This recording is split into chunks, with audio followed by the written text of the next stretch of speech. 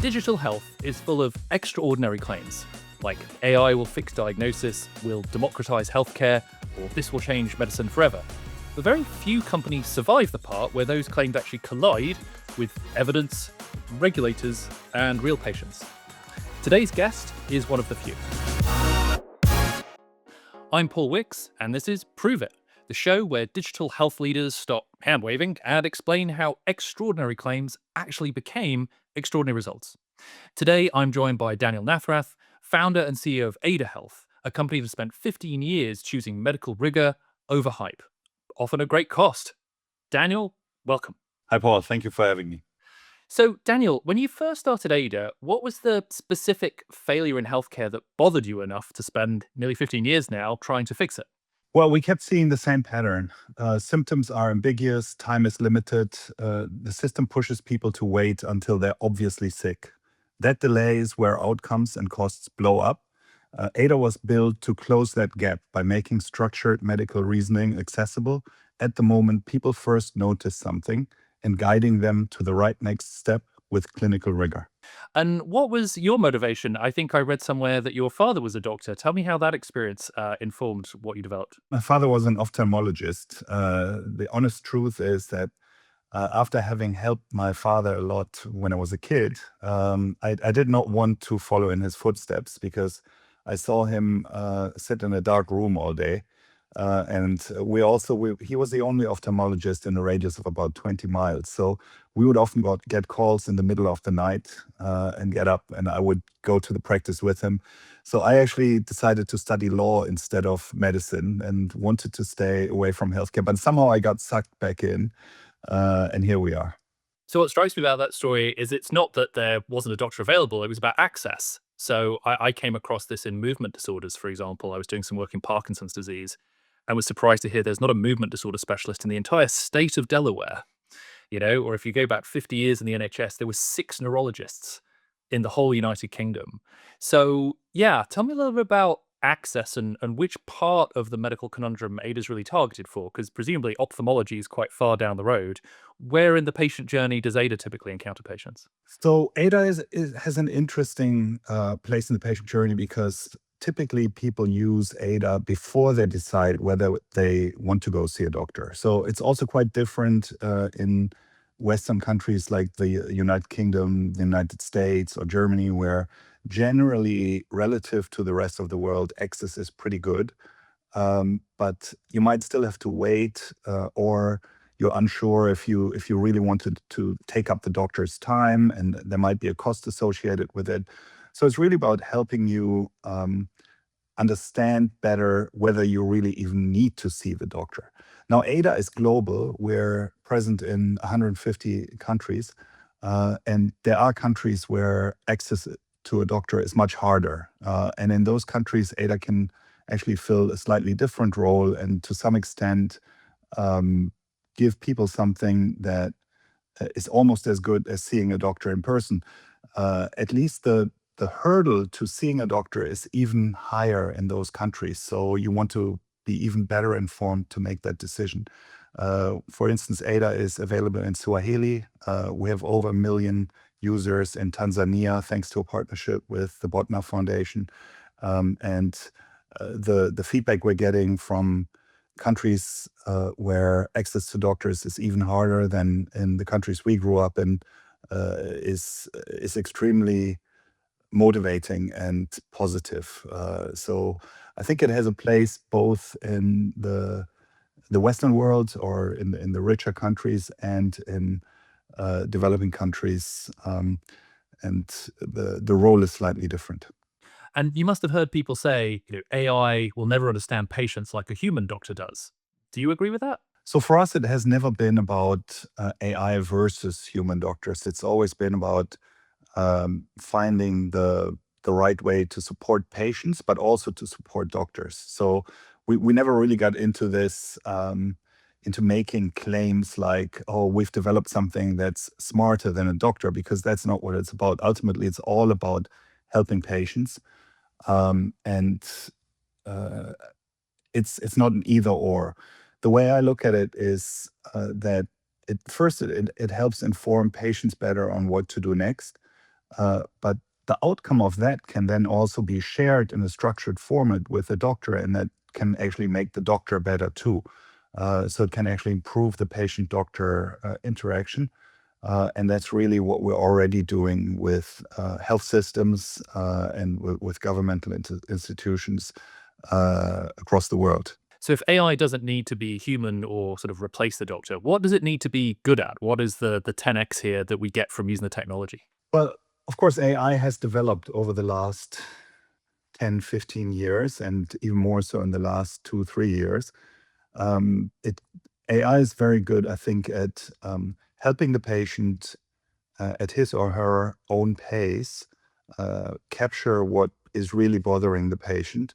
As you know, doctors are often under a lot of time pressure. They have to see a lot of patients. And at least in my experience as a patient, sometimes you feel like you're in a rush and you can't express clearly enough what is really your problem. And the doctor might already have to, not because the doctor doesn't want to spend more time with you, but because they have to see so many patients, they might already be sort of half out of the door again by the time you finally gathered your thoughts. Whereas with something like Ada, you can uh, have the peace and the time. You can talk to it for 20 minutes, and you can answer a lot of questions, and you can add a lot of context and detail. And an AI can then help distill that to a format that is useful for the doctor. Nowadays, you can even go a step further with AI, where you can combine the description of symptoms with data from sensors, from wearables, from blood tests and other relevant data. And sometimes, for instance, with blood pressure data, my father had high blood pressure for many years, and this was before the internet and before even computers were widely used. So he would measure his blood pressure and would sort of keep a log of it and write it all down, and then bring this like almost like a book to the doctor appointment. And the doctor would look at this, and it's like 20 pages full of values and data. They can't do much with that, right? So whereas nowadays you can use a connected blood pressure monitor, and you can basically show a trend line, and the doctor just takes one glance at it and can draw valuable conclusions from it. And with AI, you can kind of go a step further. You could pre-interpret the all the data. It might not be as sort of straightforward as blood pressure data, but it might be something more complex, and you can sort of pre-digest this and make it useful for both the patient and the doctor, actually in their own language. So when we started the ADA app for patients that people know today, before that, many people don't know this, but before that, we had actually developed a decision support system for doctors, which was in doctor language, expert terms. And when we said, okay, we see this is very accurate, we also see there are lots of patients who Google their own symptoms. Mind you, this was almost 10 years ago when we started working on the patient app. Then we realized we can't just give the same technology like that to patients, because it would be overwhelming. So we had to translate everything to patient-friendly language first. And the beauty of AI is really that it can almost act as an interpreter between patients and doctors in some instances. So it sounds like the breakthrough wasn't just trying to make AI more like a doctor; it was trying to leverage the things that a computer is just going to be better at, like consistency, for example. Like and a lot of what we've been saying about access to doctors maybe doesn't pay attention to the fact that there are great doctors and there are average doctors and there are below average doctors, right? And one of the opportunities we have with technology is to have a consistent experience, because otherwise, the end user has an inconsistent type of result. So have you seen any kind of results like that? I mean, either in sort of the developed world where you operate, or some of the lower middle income countries you were talking about earlier? When we first started, the idea was to, when we first started developing the product for doctors, the idea was actually to have like a virtual consilium, where you would have a really experienced doctor helping a doctor who would be less experienced. And when we developed the software initially, the first field in medicine that we tested our AI on was vertigo and dizziness. It's only about 20 to 25 conditions, but they're difficult to distinguish, and they're often diagnosed very late or misdiagnosed, or unnecessary treatment is prescribed depending on what type of doctor you go to. So like morbus Meniere or all these things. And it was interesting because we piloted the software in Germany's and probably one of Europe's leading centers for vertigo and dizziness in Munich. And the director of that institute said to us, a young doctor who starts here needs about 6 months to rise to the level of diagnostic accuracy that your system can already provide. And we're actually using it in teaching our young doctors on how to basically get better at differentiating these different diagnoses. And this was a long time ago. Foolishly, we got encouraged by it. We were like, okay, well, if it works that well in one area of medicine, all we need to do is cover all of medicine. It won't take very long, right? And it probably is going to be easy. And here we are, like almost 15 years later. Yeah.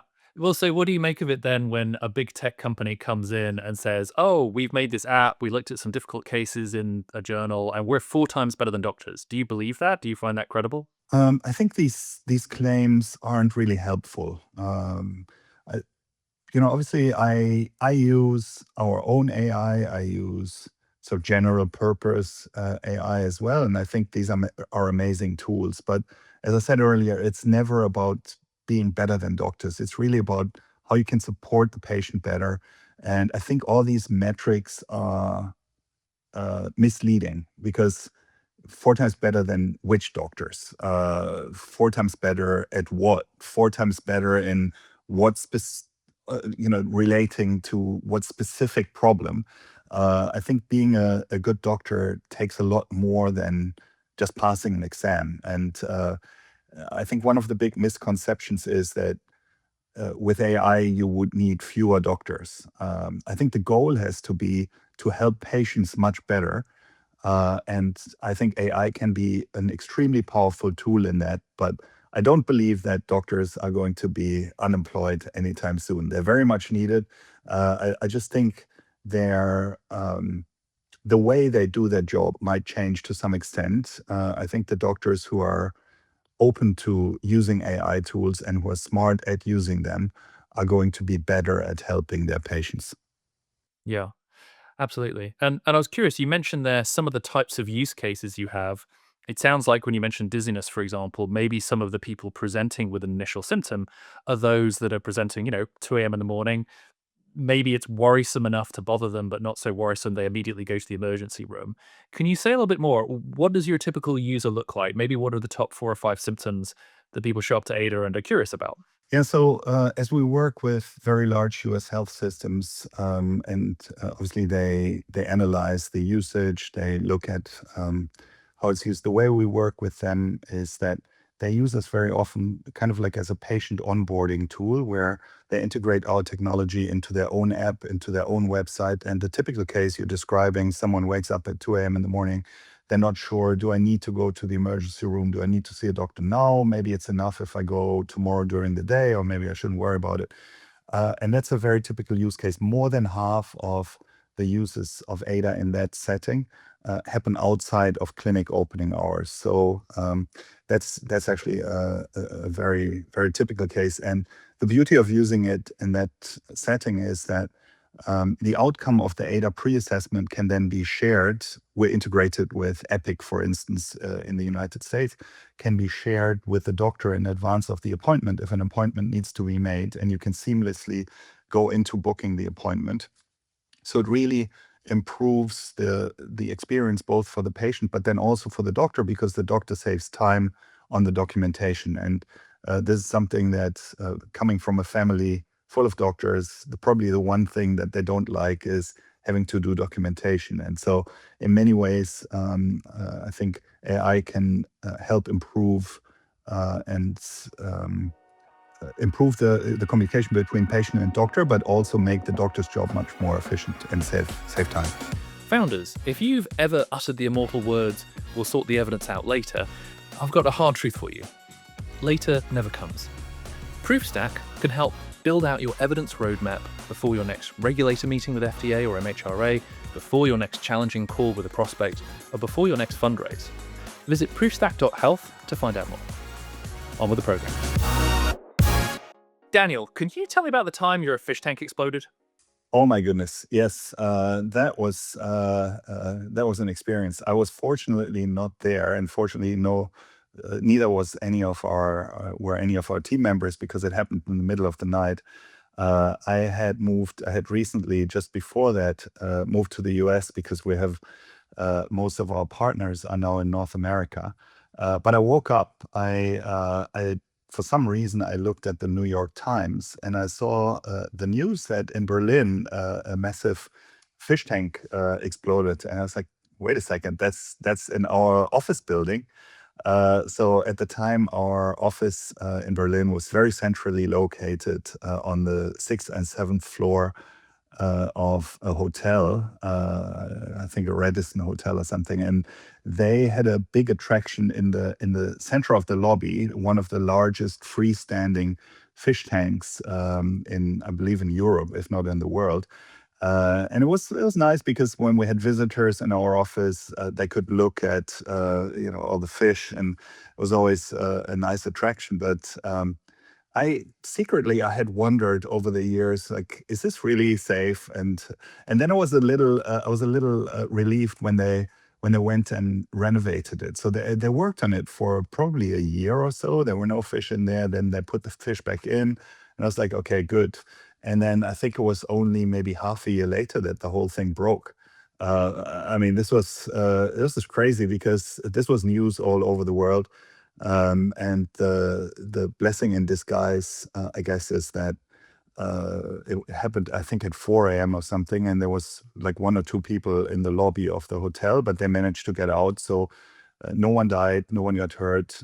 Sadly, I think all the fish died because they were all tropical fish, and even though our office is right next to the river Spree, and maybe some of them were swept into it, it was in the middle of winter and it was freezing. So sadly, I don't think any fish made it out alive. Yeah, I remember reading that story because it was around Christmas, and I was thinking, "That seems familiar," and I realized I'd had lunch underneath that fish tank when I came to visit you one year, happily having my burger, not realizing that above my head, there's a man in a scuba outfit, cleaning the glass and sharks fish around, that suddenly hundreds of thousands of gallons of water and 1,000 tropical fish could have, given me my very wet burger. But the explosion was so loud it set off the Richter scales at earthquake detection facilities. It was just such an Oh wow, I did not incredible, know that. such an incredible event. So I guess a lesson learned for digital health founders is be very careful about setting up base next to the world's largest fish tank. Yes, yes, yes. Yeah, so yeah, that was crazy. All right. Well, maybe on a slightly different note, what's the most expensive lesson that you've learned so far in building healthcare technology? I think I was not prepared for how long things would take. My background was more in consumer internet. And in consumer internet, the motto of many of those companies is move fast and break things.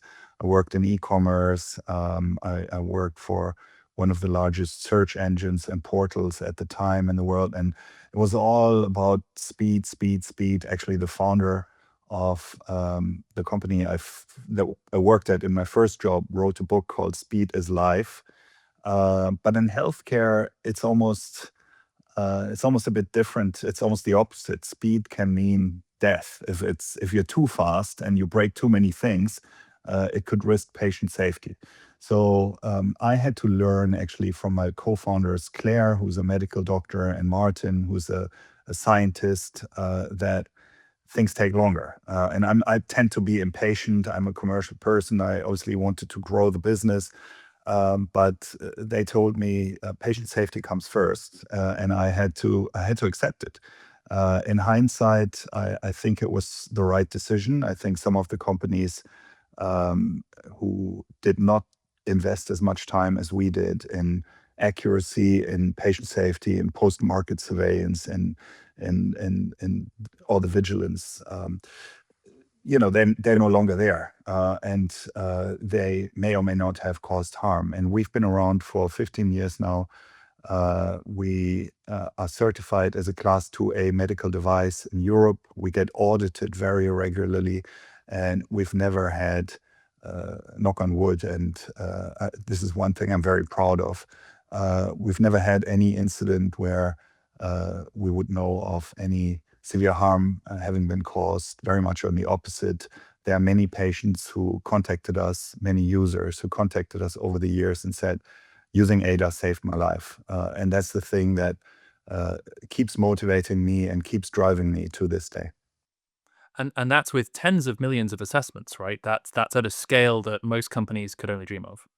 Yes, that's correct. I mean, we have a free app which has been downloaded. I don't know the latest numbers, but at least over 15 million times. I think we have over 40 million cases in the free app. It's now also available via the website in the US. I haven't seen the numbers, but it's being used very regularly. I believe every 2 or 3 seconds, someone somewhere in the world is using ADA to understand their own health better.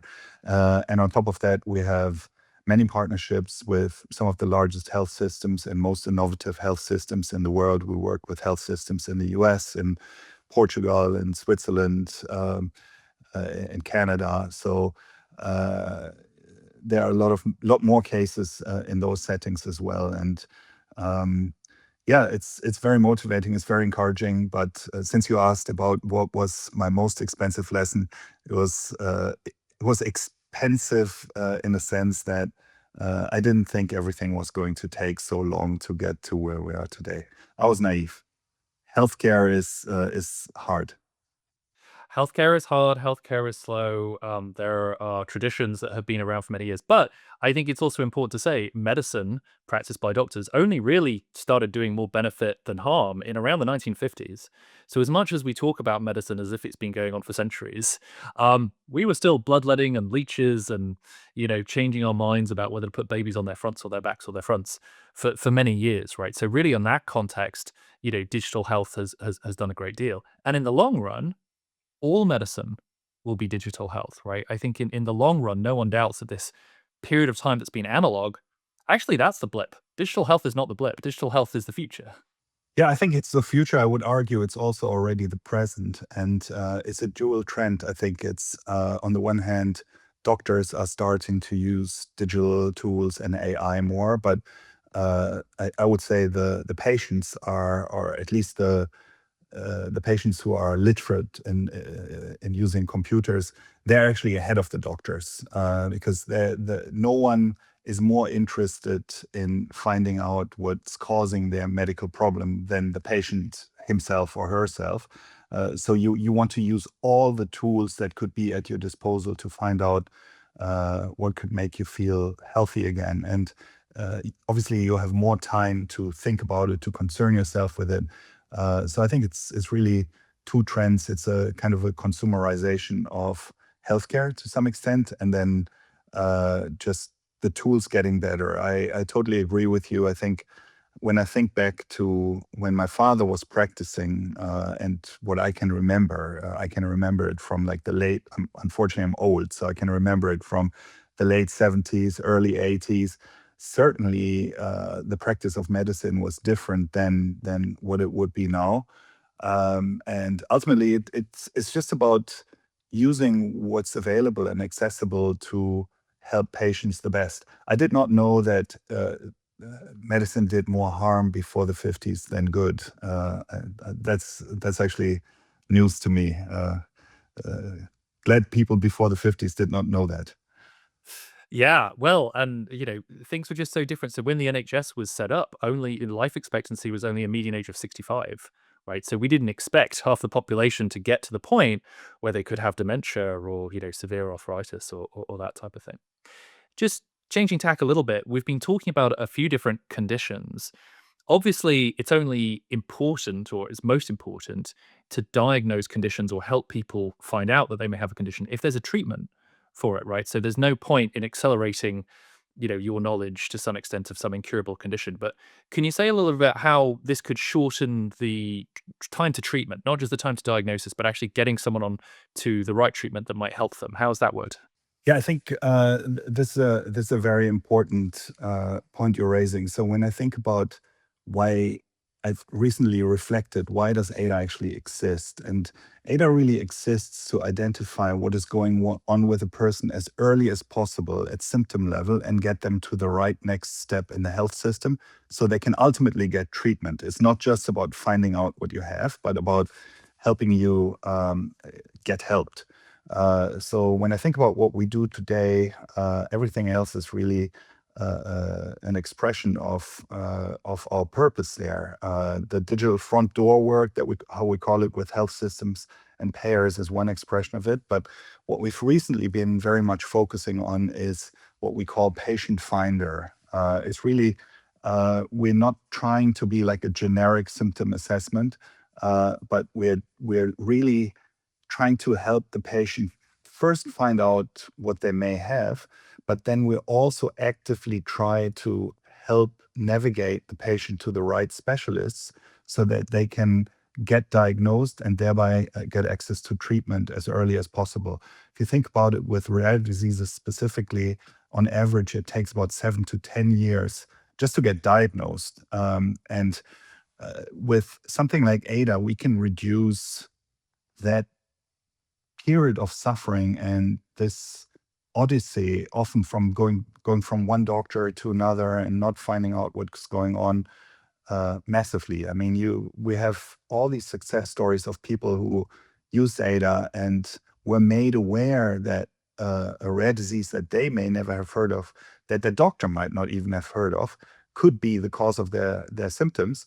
And what we've changed recently is that we're not only then telling people you may have that, but we are actually trying to guide them, to navigate them to the right specialists. And we're trying to, and we will be able to actually, at a population level, not at the individual level, but we will be able to see, let's say, of 1,000 people we found where ADA suspects this might be this condition, we can see that 200 of those actually ended up at the doctor's office and got diagnosed.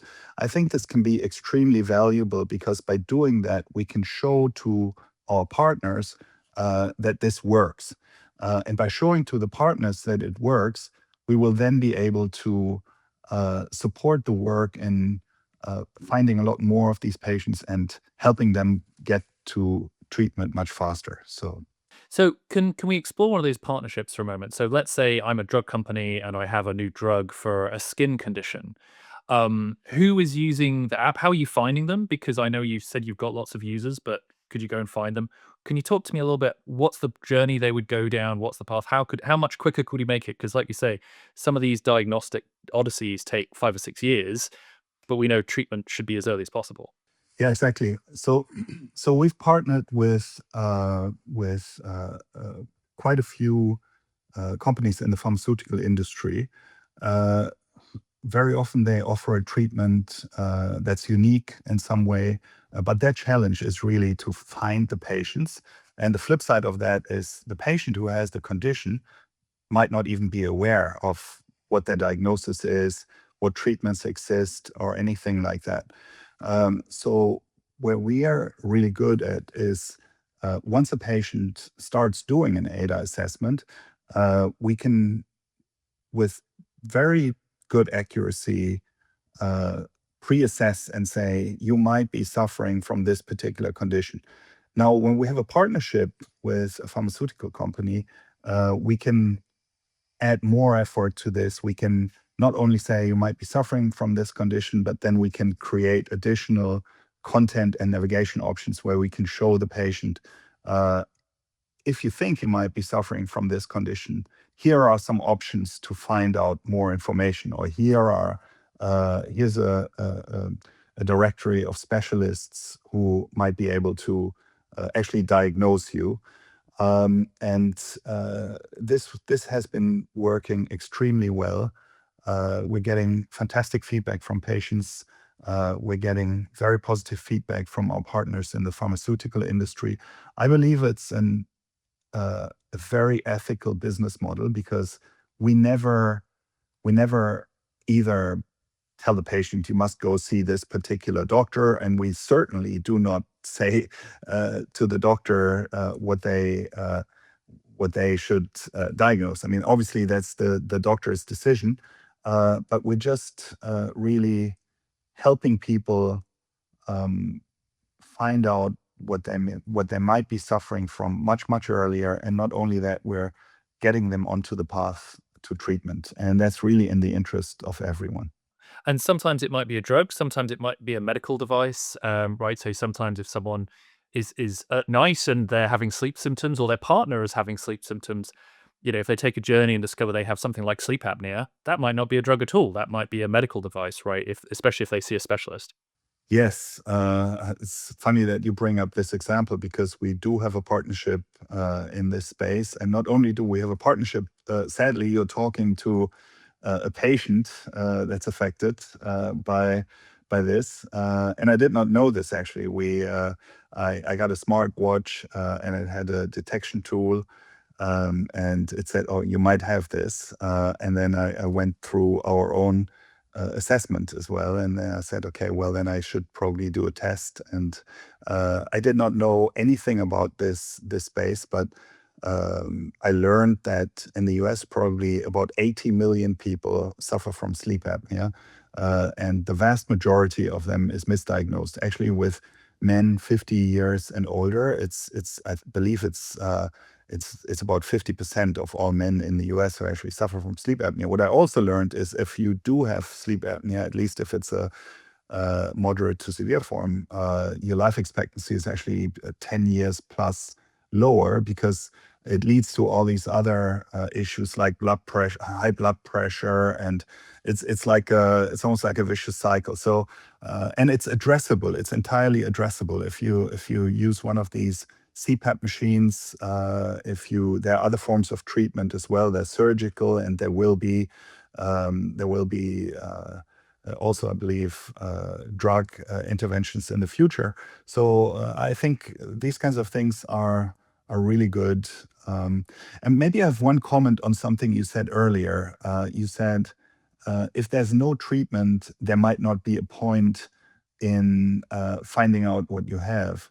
Uh, I do not disagree with you often, but I think even then it might be useful because there might be a treatment on the horizon, or just by finding out how many people actually have a certain condition, we might actually help uh, create more of an incentive for those companies who work on treatment to put more effort into it if they realize, well, this problem is actually bigger than we thought.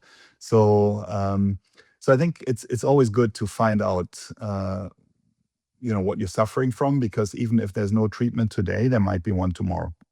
No, absolutely. I think that's a great point because particularly for rare conditions, and particularly outside the US or Europe where the data is not great, I think sponsors just don't have confidence that they can find them. So, if a user happens not to be the CEO of the company, how do they find Ada? How are people finding out about you? How are they coming to you? How are they sort of using the system? Yeah, so we have some partnerships. For instance, in the United States, we have a partnership with a company called Fullspan Health, which is part of a company that operates one of the largest consumer health portals in the United States called Healthline. And I believe they have up to 100 million unique visitors every month. So they are integrating ADA into these information websites. So if someone goes on Google and Google certain symptoms and they end up on an information website, they can then have a conversation with ADA embedded or linked to from the website, and that's one way we find the people. If we have partnerships with a pharmaceutical company, we can also, because we have the medical profile of these patients, we know what we're looking for because ADA is built on a curated medical knowledge base. We can target very specifically and go out and actually find these patients actively as well. We're very good at that.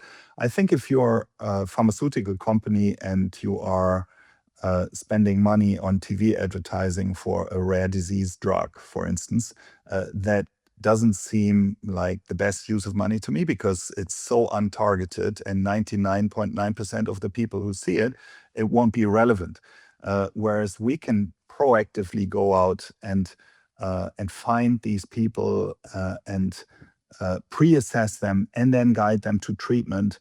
So I believe this is the much smarter way to find these patients and help them. One executive in a pharmaceutical company said to us in a recent meeting, I believe this is the future of pharma marketing.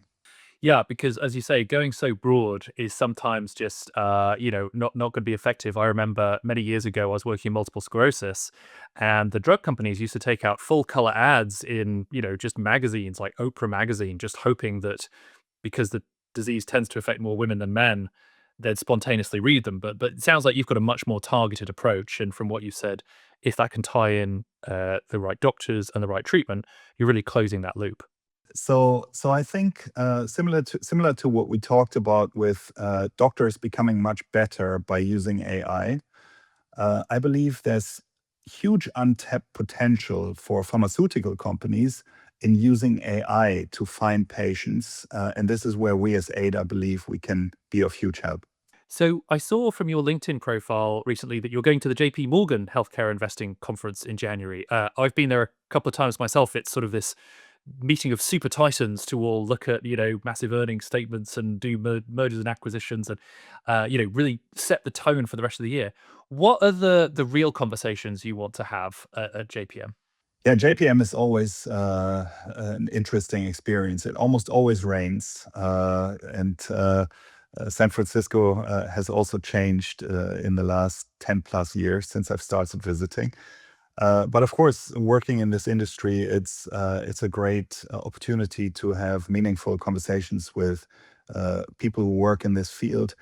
One thing I can say truthfully from all the years that I've been there, no matter whom I've spoken to, and I've had many meetings over the years there, most people I've ever spoken to there really have a sincere interest in helping patients better. And what I'm looking for specifically this time is really talking to executives across the pharmaceutical industry, but also people who work at healthcare providers, at health systems.